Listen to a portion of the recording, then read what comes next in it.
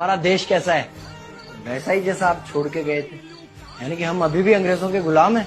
नहीं, अंग्रेजों से तो हमें 1947 में ही आजादी मिल गई थी। अच्छा, तो अब तो हमारे अपने लोग देश चलाते होंगे ना? हाँ, तब तो देश काफी आगे बढ़ गया होगा। जब हमारे अपने लोग देश चला रहे हैं तो गरीबी और भ्रष्टाचार का तो नाम ही नहीं होगा। सबको बराबर हक दिया जाता होगा, किसानों और मजदूरों का अच्छा ध्यान रखा जाता होगा ना? नहीं, ऐसा तो कुछ नहीं है। तो कैसा है बताना मुझे। कैसे हमारे अपने नेता, हमारे आजाद भारत के नेता, 100 साल हो गए मुझे गए हुए, बताना। हमारे अपने नेता वो तो अपनी जेबें भरने में लगे हुए हैं। आने वाली 7 पीढ़ियों को नहीं बल्कि 700 पीढ़ियों को ना कमा कर खाना पड़े उस चीज के इंतजाम में लगे हुए हैं। तो तुम लोग क्या कर रहे हो और हमारे देश का युवा क्या कर रहा है? हम लोग तो इंस्टाग्राम पर रील्स देखने में बिजी हैं। यानी कि हमारी कुर्बानी का देश के लोगों पर कोई असर नहीं पड़ा। देश के लोगों में कोई देशभक्ति नहीं, कोई देश प्रेम नहीं। नहीं, ऐसा नहीं है। आपके लिए और देश के लिए बहुत प्रेम है भारत के लोगों के दिलों में। हर 15 अगस्त और 26 जनवरी को तिरंगा फहराते हैं, पूरे जोश के साथ भारत माता की जय बोलते हैं और आपकी डीपी भी लगाते हैं। और भारत और पाकिस्तान के क्रिकेट मैच के दौरान तो हमारी देशभक्ति पीक पर होती है। तुम इसे देशभक्ति समझते हो?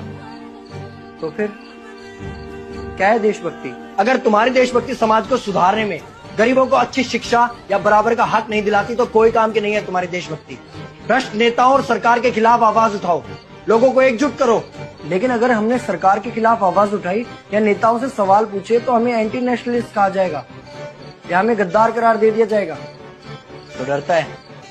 23 साल का था मैं जब अंग्रेजों ने मुझे फांसी पर चढ़ा दिया। मुझे तो आतंकवादी कहा गया था। अगर अब नहीं जागे तो ये देश सोता रहेगा। ये सरकारें, ये नेता देश को बेच खाएंगे। इस भ्रष्ट सरकारी तंत्र से लड़ो। देश को क्रांति की जरूरत है। क्रांति यानी कि हमें हथियार उठाने होंगे, बंदूकें उठाने होंगे जैसे आपने उठाई थी। नहीं, हमारी क्रांति विचारों की थी। जब अंग्रेजी हुकूमत ने हमारी आवाज नहीं सुनी तो हमने और जोर से आवाज लगाई और अपने विचार रखे।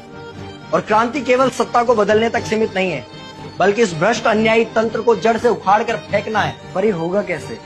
अपने आसपास से शुरुआत करो। जो भी तुम्हें भ्रष्ट नजर आए उसके खिलाफ आवाज उठाओ, एक्शन लो।